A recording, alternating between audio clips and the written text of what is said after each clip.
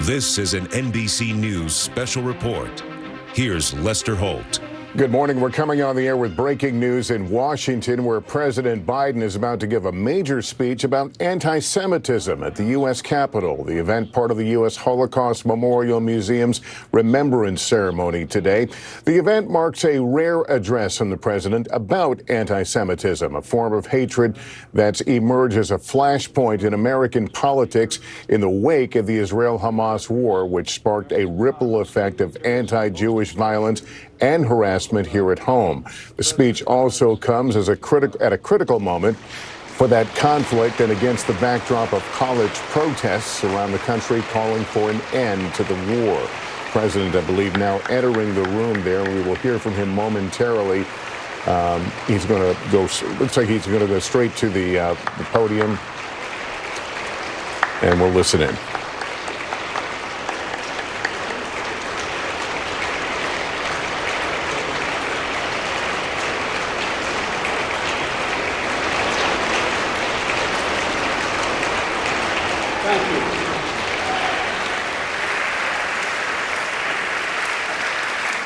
Thank you, and please.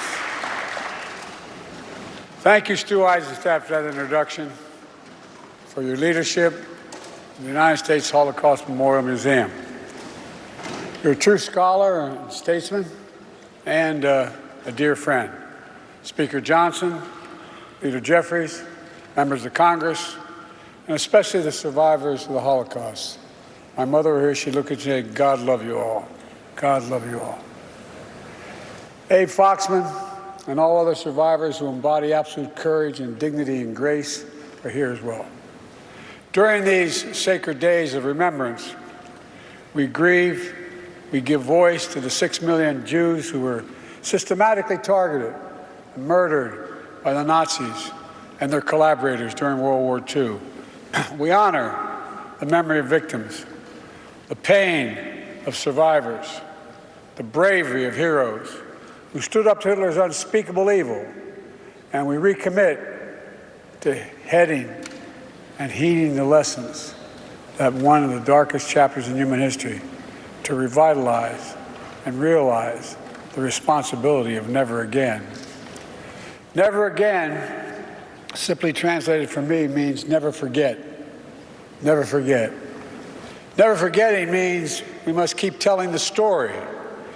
Must keep teaching the truth, must keep teaching our children and our grandchildren. And the truth is, we're at risk of people not knowing the truth. That's why growing up, my dad taught me and my siblings about the horrors of the Shoah at our family dinner table. That's why I visited Yad Vashem with my family as a senator, as vice president, and as president.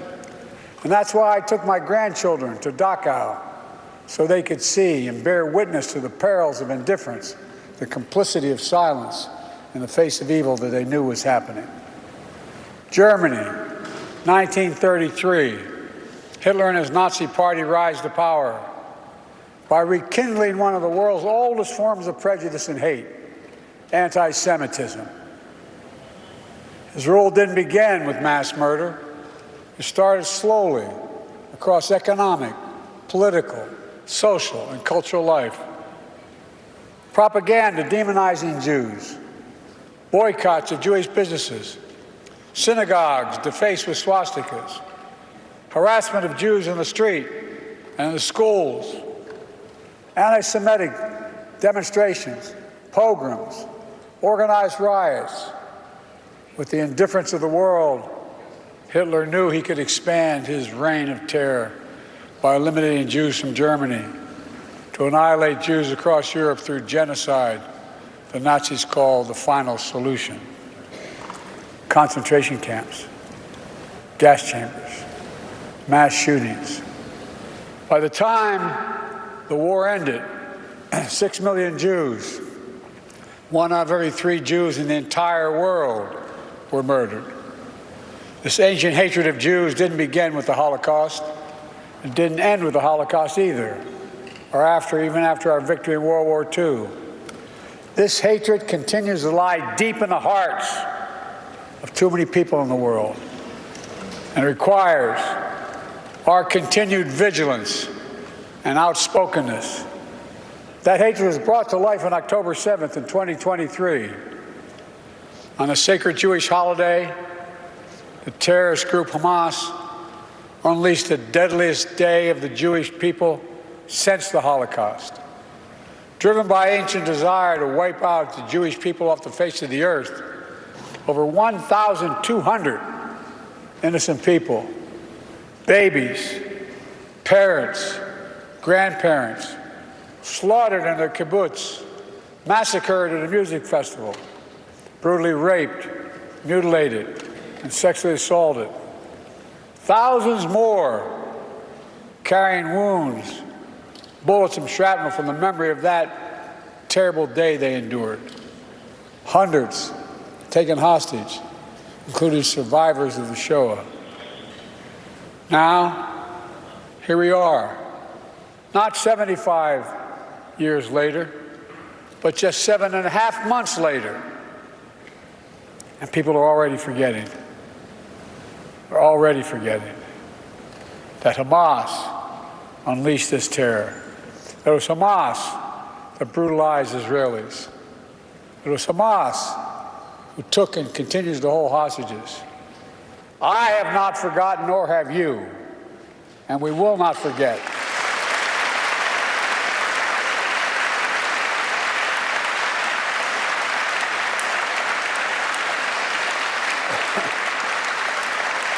And as Jews around the world still cope with the atrocities and trauma of that day and its aftermath, we've seen a ferocious surge of anti-Semitism in America and around the world.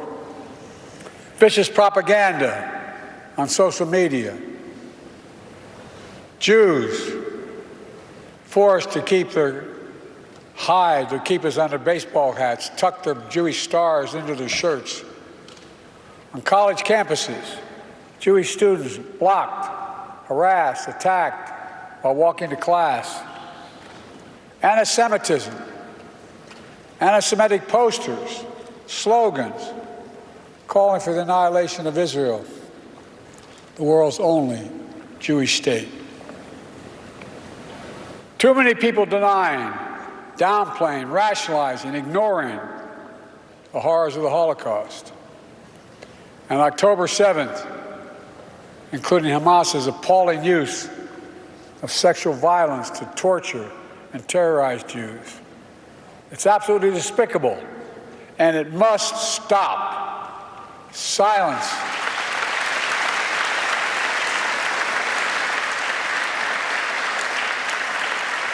Silence and denial can hide much, but it can erase nothing. Some injustices are so heinous, so horrific, so grievous, they cannot be buried, no matter how hard people try. In my view, a major lesson of the Holocaust is, as mentioned earlier, was not inevitable. We know hate never goes away, it only hides. And given a little oxygen, it comes out from under the rocks. But we also know what stops hate. One thing, all of us. The late Rabbi Jonathan Sachs described anti-Semitism as a virus that has survived and mutated over time. Together, we cannot continue to let that happen.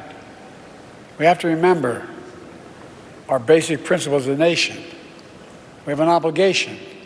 We have an obligation to learn the lessons of history so we don't surrender our future to the horrors of the past. We must give hate no safe harbor against anyone. Anyone. From the very founding, our very founding, Jewish Americans, who represent only about 2% of the U.S. population, have helped lead the cause of freedom for everyone in our nation. From that experience, we know scapegoating and demonizing any minority is a threat to every minority and the very foundation of our democracy. So in moments like this, we have to put these principles that we're talking about into action. I understand people have strong beliefs and deep convictions about the world. In America, we respect and protect the fundamental right to free speech, to debate and disagree, to protest peacefully, and make our voices heard. I understand that's America, but there is no place on any campus in America, any place in America, for anti-Semitism or hate speech or threats of violence of any kind.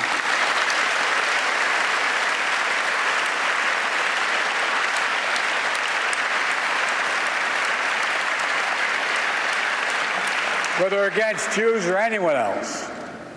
Violent attacks, destroying property, is not peaceful protest.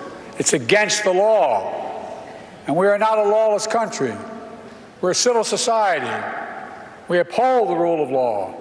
And no one should have to hide or be brave just to be themselves.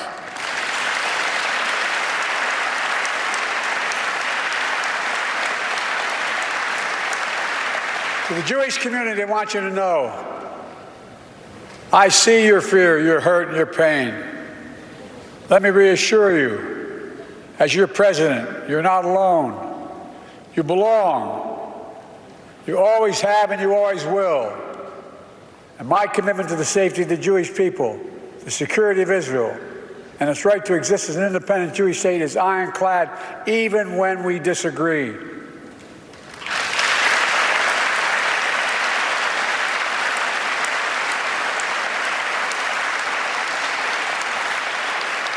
My administration is working around the clock to free remaining hostages, just as we have freed hostages already, and will not rest until we bring them all home.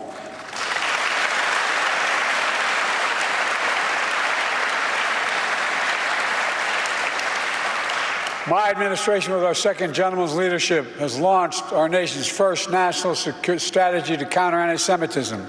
That's mobilizing the full force of the federal government to protect Jewish communities. But we know this is not the work of government alone or Jews alone. That's why I'm calling on all Americans to stand united against anti-Semitism and hate in all its forms. My dear friend, and he became a friend, the late Elie Wiesel said, quote, "One person of integrity can make a difference." We have to remember that, now more than ever.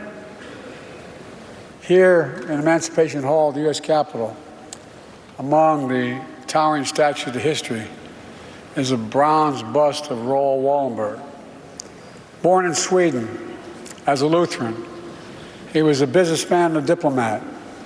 While stationed in Hungary during World War II, he used diplomatic cover to hide and rescue about 100,000 Jews over a 6-month period. Among them was a 16-year-old Jewish boy who escaped a Nazi labor camp. After the war ended, that boy received a scholarship from the Hillel Foundation to study in America. He came to New York City penniless, but determined to turn his pain into purpose, along with his wife, also a Holocaust survivor. He became a renowned economist and foreign policy thinker, eventually making his way to this very Capitol on the staff of a first-term senator. That Jewish refugee was Tom Lantos, and that senator was me. Tom and his wife Annette and their family became dear friends to me and my family. Tom would go on to become the only Holocaust survivor ever elected to Congress, where he became a leading voice on civil rights and human rights around the world. Tom never met Raoul, who was taken prisoner by the Soviets, never to be heard from again. But through Tom's efforts, Raoul's bust is here in the Capitol.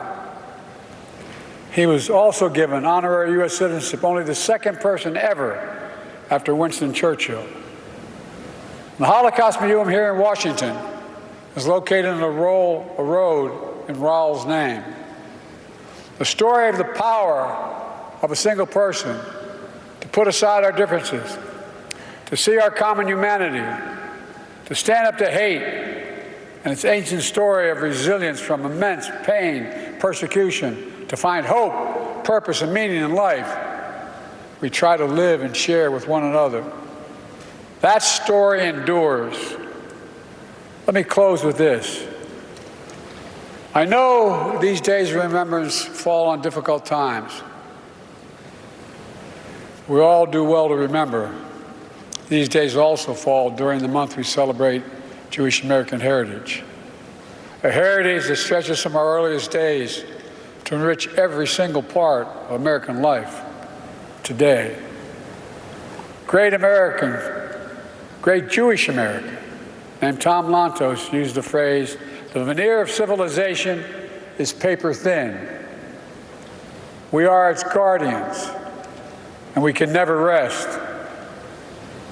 My fellow Americans, we must be those guardians. We must never rest. We must rise against hate, meet across the divide, see our common humanity, and God bless the victims and survivors of Shoah. May the resilient hearts, the courageous spirit, and the eternal flame of faith of the Jewish people forever shine their light on America and around the world. Pray God. Thank you all.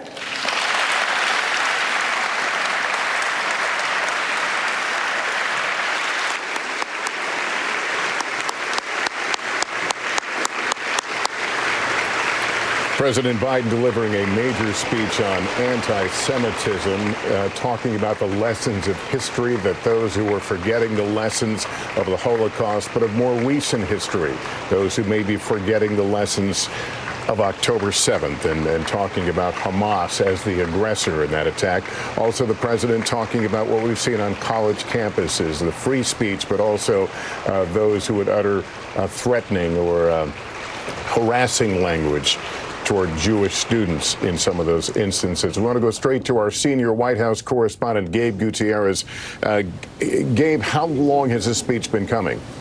Hi there, Lester. Well, what stuck out to me is what you mentioned, that the president really trying to draw the parallels here between the atrocities of the Holocaust and the horrors that unfolded on October 7th. And as you said, he reiterated that people are already forgetting what happened on October 7th, essentially a message appearing to rebuke the protesters that have become violent across college campuses across this country. So far, there have been more than 2,500 arrests across the country, impacting some 70 campuses nationwide. And the White House has been reiterating this message now for several days, trying to really stress that, yes, peaceful protests are encouraged and accepted, but what should not happen is protesters that cause chaos and break the law. And the president was really trying to walk that fine line, and he reiterated that message yet again today. But Lester, this comes at a precarious political moment for the president, as we've been seeing those images of those protests over the last several days. Republicans, for example, have been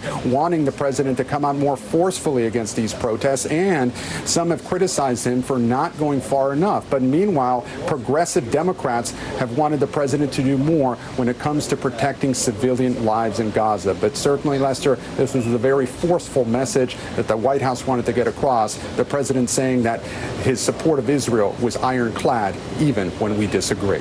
Lester? All right. Gabe Gutierrez, thank you. That concludes this NBC News special report. We'll have much more ahead on our streaming network, NBC News Now. Online.